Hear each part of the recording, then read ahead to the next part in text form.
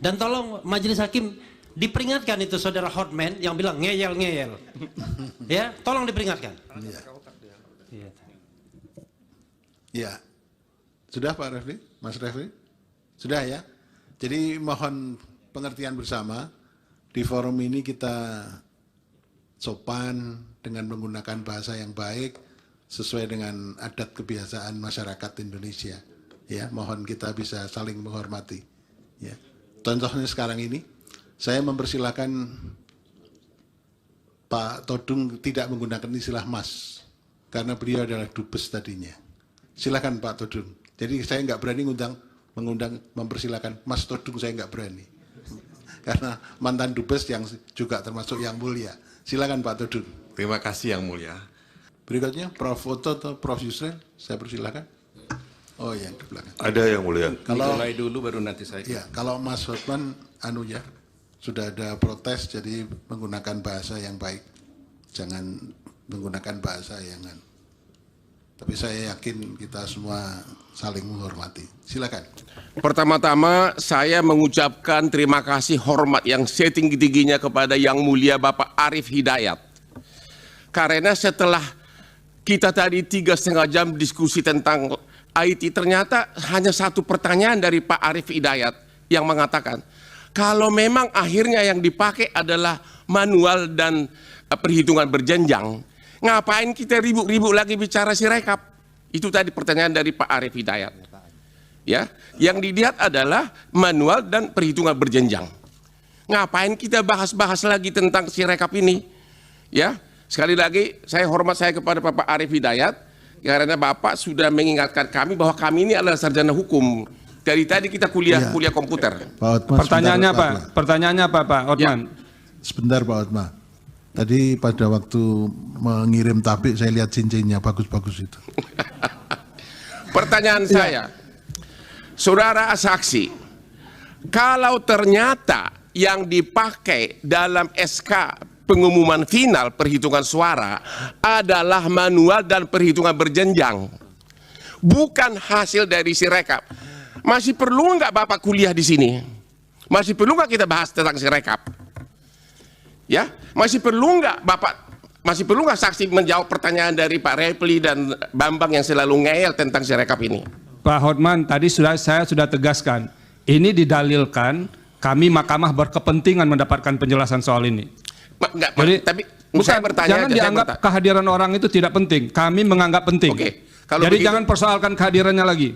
Oke. Pertanyaannya apa sekarang? Pertanyaannya, apakah saksi setuju karena yang diumumkan itu adalah perhitungan manual dan berjenjang, bukan hasil dari Sirekap, maka kelemahan dari Sirekap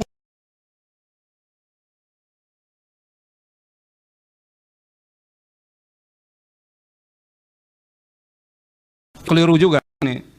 Sama yang Silakan. majelis, Yang mulia. majelis Cukup. saya Cukup Pak Bambang. pernyataan ngeyel itu juga nggak pantas diucapkan. Sudah saya sampaikan tadi. Silakan. Hotman. Baik, terima kasih Yang Mulia.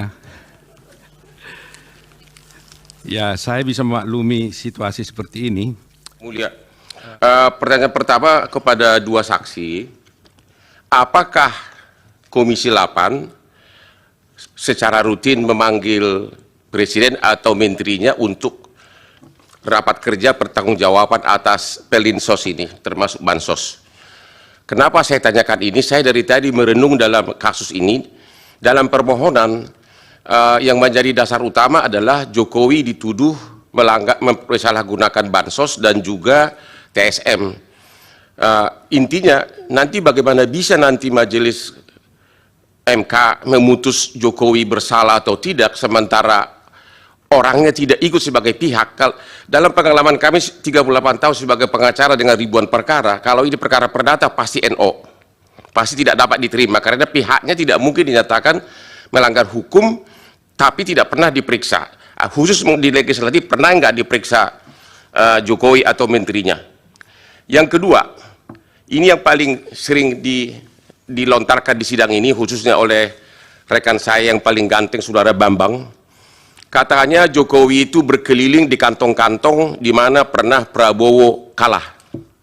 Pertanyaannya, apakah benar bahwa apapun yang diserahkan oleh Jokowi itu kepada keluarga KPM, penerima manfaat, datanya harus berdasarkan yang Bapak bilang tadi, DTKS, data terpadu kesejahteraan sosial. Hanya, benar nggak? Hanya diambil sampel beberapa, di beberapa titik, barulah Jokowi datang simbolik. Ya, jadi apakah benar bahwa apa yang dibagikan oleh Jokowi tersebut hanya secara simbolik dan itu bukan data yang dibuat-buat, bukan dari kantong Jokowi, tapi murni dari data terpadu DTKS yang sudah ada di Kementerian Sosial.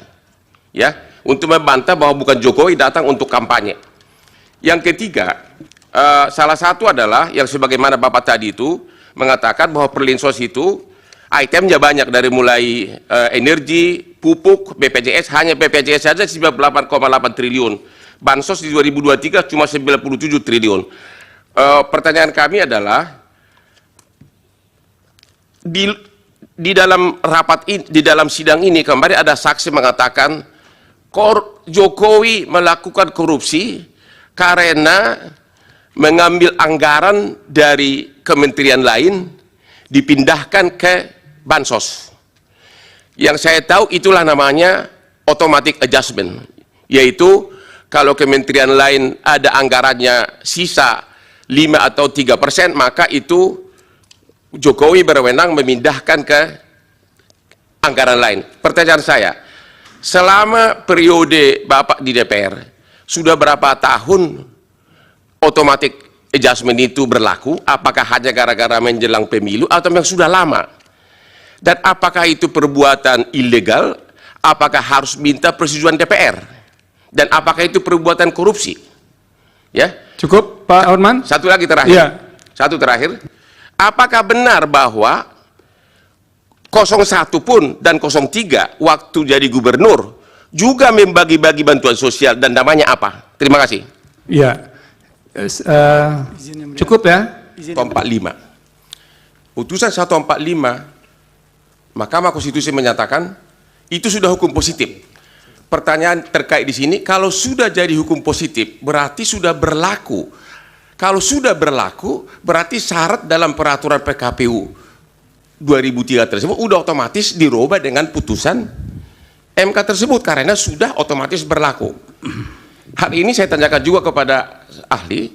Baru-baru ini Mahkamah Konstitusi merubah pasal 310 ayat 1 KUH pidana, yaitu pencemaran nama baik. Kalau kita laporkan ke polisi sekarang pencemaran nama baik 310 ayat 1 sudah ditolak. Apakah Anda pernah melihat KUH pidana dibawa ke DPR untuk dirubah sebelum dirubah sesuai dengan putusan MK tersebut? Dan otomatis berlaku perubahan tersebut. Pertanyaan Bapak apa? Ya, pertanyaan saya itu sudah ada contoh nyata dalam praktek bahwa pasal 470 pasal 47 itu sudah diterapkan. Ya, jadi Bapak tidak bertanya. Pertanyaannya, apakah masih perlu ditafsirkan pasal 47 tersebut?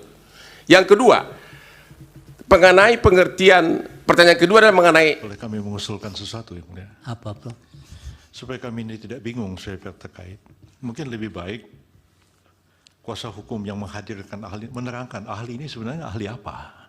Ya, itu apakah ahli pidana, ekonomi, atau ahli nujum, atau ahli apa yang dihadirkan di sini? Kami bingung. Sudah nanti kami yang menilai, Prof.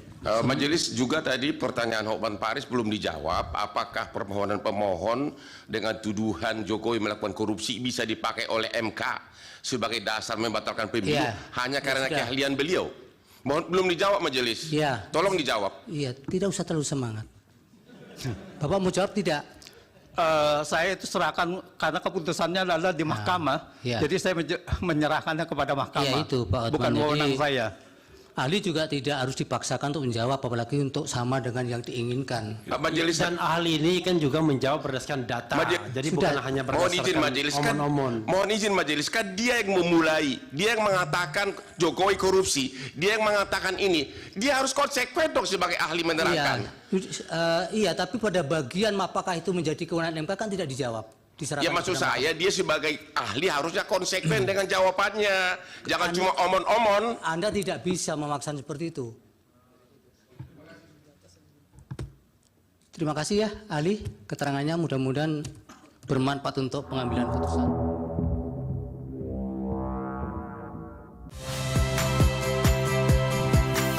Saya Ihsan Sitorus. Saksikan program-program Kompas TV melalui siaran digital, pay TV, dan media streaming lainnya. Kompas TV, independen, terpercaya.